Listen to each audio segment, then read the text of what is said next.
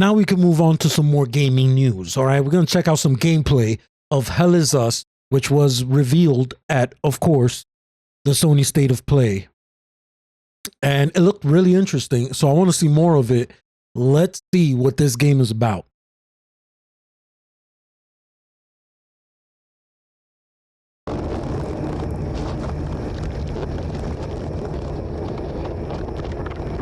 Hi folks, my name is Jonathan Jacques Bellatet. I am the creative director of Hell Is Us.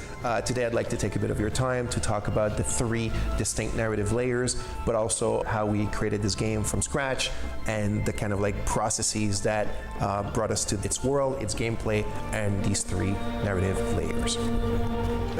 So the first one at the top of the list is exploration and discovery. When it's truly player driven, when it's like player cognitive abilities that are putting 2 and 2 together to discover the secrets of the game through your exploration.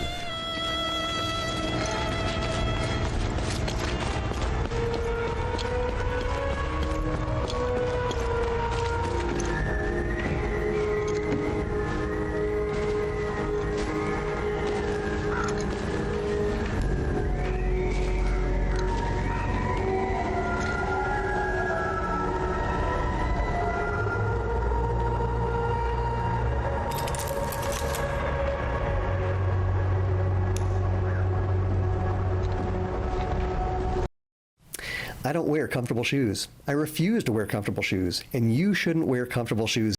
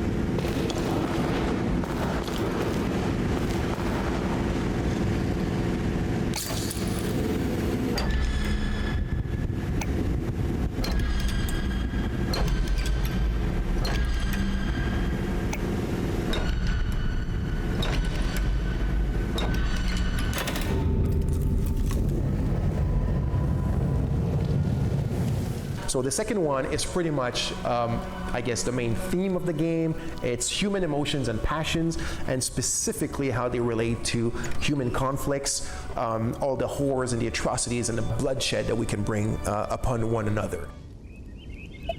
They parked their APC just beyond the woods, to the north. Once in the woods, follow the wind chimes. They will lead the way through. I hung them in the trees so my sons would stop getting lost when they were children. Sethlers, bless their souls. The gate to enter the woods is locked. Here, take this key to unlock it. The third one is the Civil War, and as you can see, this relates right away to the second one about the passions and the emotion.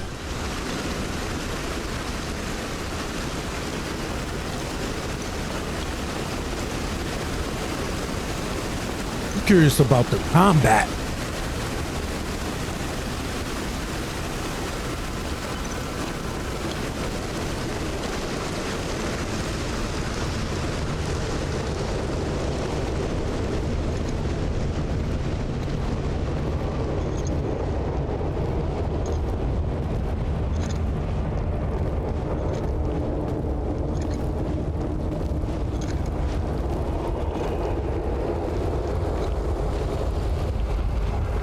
The fourth directive was the combat system of the game had to be a third-person melee combat with melee weapons.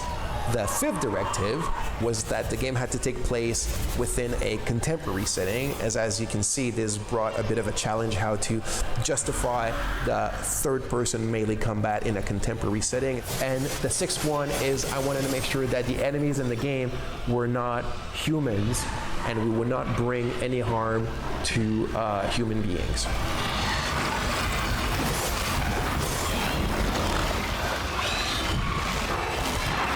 So where do these creatures come from?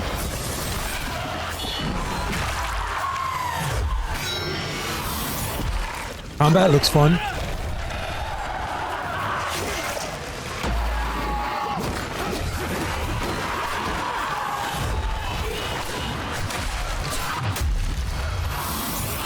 I like the action RPG feeling through the combat and UI.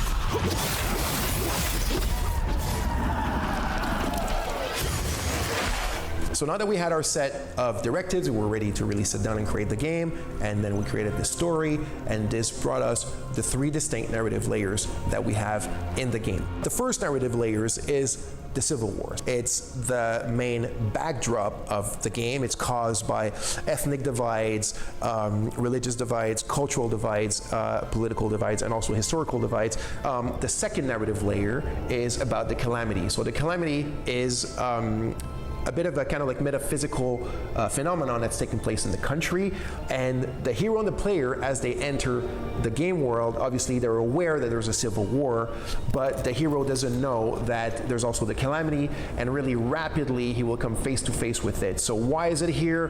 Where is it from? What is it connected to? And what's its link with the people, the civil war, and the history of the country?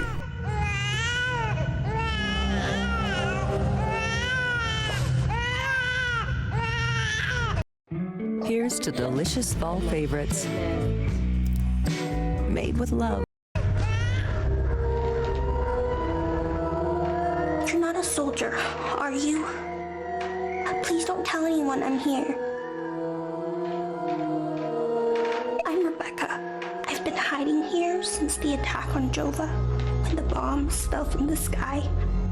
I was playing in the treehouse with my baby brother. Parents ran out and screamed at us to get down. My baby brother ran to them. That's when the bomb exploded. The soldiers rounded up everyone. Uncle Jaffer told me to hide when they entered the house. They arrested him and they took him somewhere else. The soldiers separated everyone. The men, the women, the children. They definitely got to work on that lip syncing. That joint is way off. When they were being forced into the buses, the soldiers didn't take everyone. Distracting. The rest were brought But it's alpha footage, though. I'm sure they'll improve it. I hope so. Only the soldiers came back.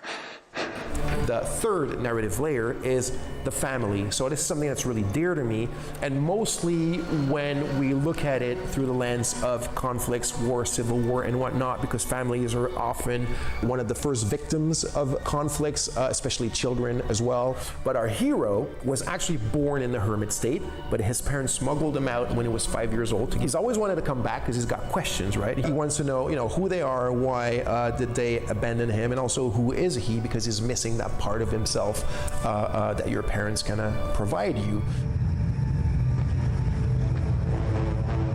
I wonder if they're gonna show the sword that was in the trailer. The sword that was in the trailer was so dope. Are different, but they Whoa, intertwine. what's up with One all of those them people is hanging the from one the that tree? truly brings you through the main story, but since the game is fairly open-ended and non-linear, the players are free to oscillate between these three layers as they see fit, and kind of put them together to form the big picture of the game and the entire puzzle, or almost the entire puzzle, to make sense of what's going on inside this country.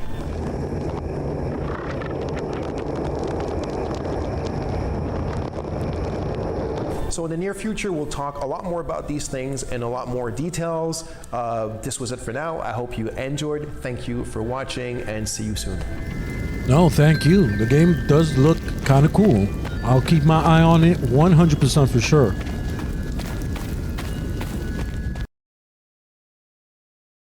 And as always, if you enjoyed my reaction, make sure you like, share, and subscribe, and I'll catch you guys on the next one.